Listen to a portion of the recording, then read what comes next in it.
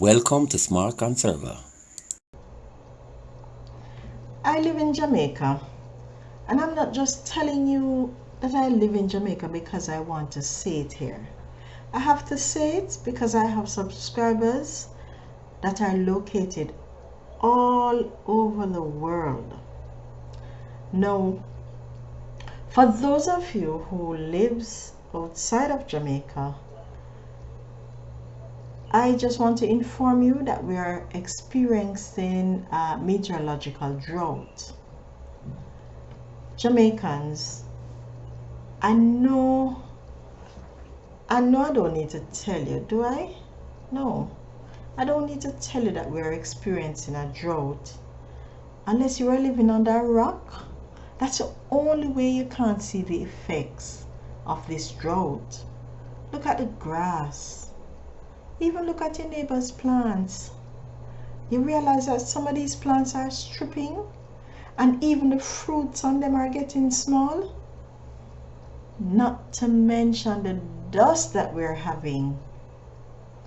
The wind is making sure that this dust gets into our homes, on our cars, on our plants, and even in our eyes.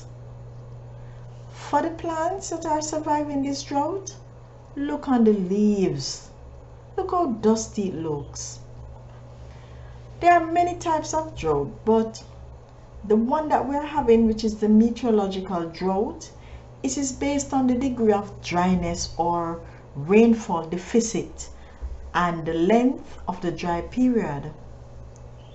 For Jamaicans living on the island, you see why we're having the dust? This occurs because the place is dry. Droughts, no matter the type, it can have an impact on our plants. Just imagine my little created ecosystem. Plants and trees can be stressed by the drought. Let's speak about it. The most obvious, which is lacking when there's a drought, is rain. And this rain being absent, it means that the moisture or any additional nutrients that should be present in the soil, it's absent. And what happens is the roots of the plants and the trees that we have, they are stressed, as there's no water to be absorbed by the roots due to the lack of moisture. Throughout a plant's life cycle, water and nutrients are required when there's a deficiency. Then this can result in reduced growth of the plant, smaller crops, and sometimes the plant or the trees, it may eventually die. I have experienced drought to the point where my plantings, it looked like bananas. And when these were ready to be harvested, they were just too small. They couldn't even be eaten. Just imagine how I felt.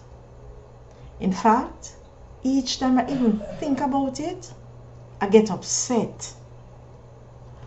All that which happened to my planting, it could have been avoided. Only if. But all that is past and gone. Now that this drought is here, let's save some plants and trees. I'm going to tell you how to help or even save your plants during this drought. For one, the first thing that you can do is to apply mulch around your plants. This will prevent the water from evaporating from the soil. In fact, the soil will be kept cool. Don't think you have to go out now and buy that mulch. If you have trees in your yard, and if you even have some dried leaves, you can use those as mulch, Try it. Get the dried leaves, crush it. That's if you want to or you have to, and then you can use it. You see, those of you who have coconut trees, even the dried coconut husk can be used. Look here. Just find something natural that doesn't require taking the money out of your pockets and use it. Remember, we're trying to conserve here, and think of it.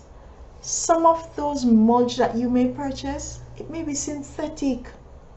Natural is the way to go. The second way is you need to water your plants deeply when the time is cool. Don't just throw away a cup of water around your plant.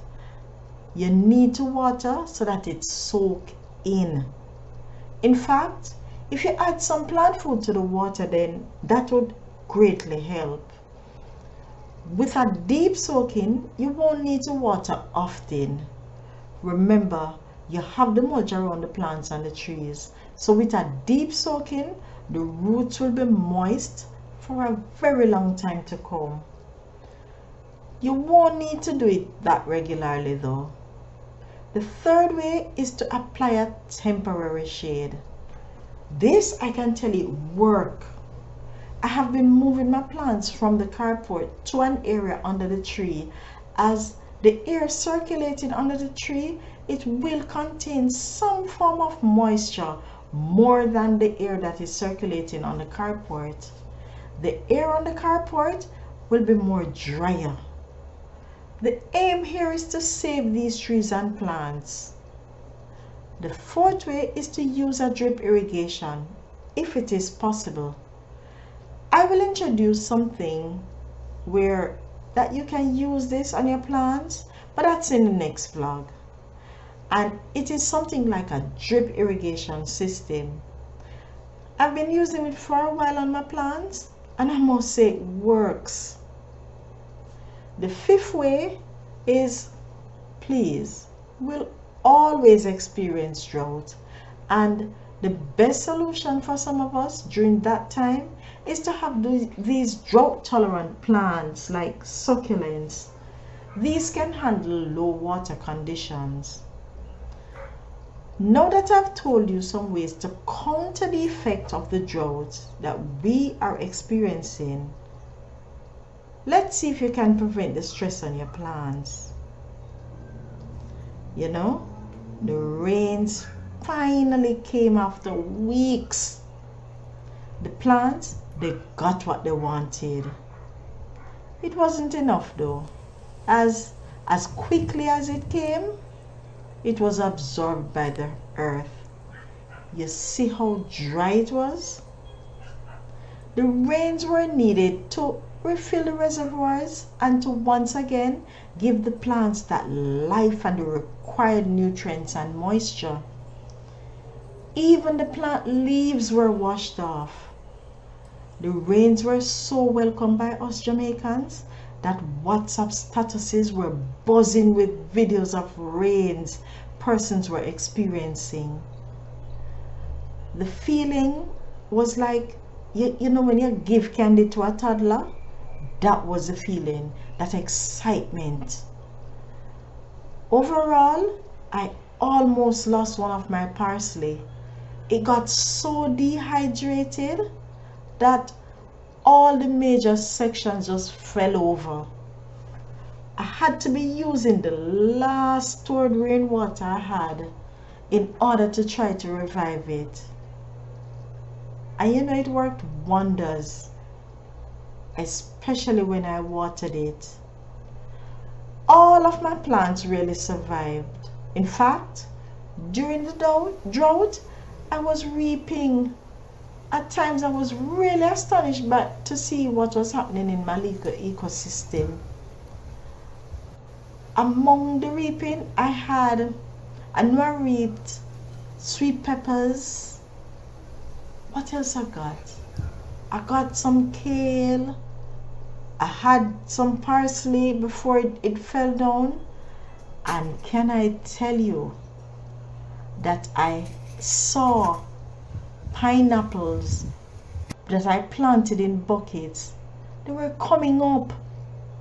At first I thought it was one pineapple that I saw. However, eventually it looked like I was going to get 2 potential sugarloaf pineapples. I was elated. So much that you can hear it in my voice, don't it? In all, you need to ensure that whatever little ecosystem you have, it survive this drought. And it depends on your contribution that you make to assist that you can survive that drought. Please, let us do our part. Save our plants. We can benefit with bigger yields in terms of produce, and eventually our pockets will thank us for it. You have come to the end of another series. Join us next time for more ways to conserve.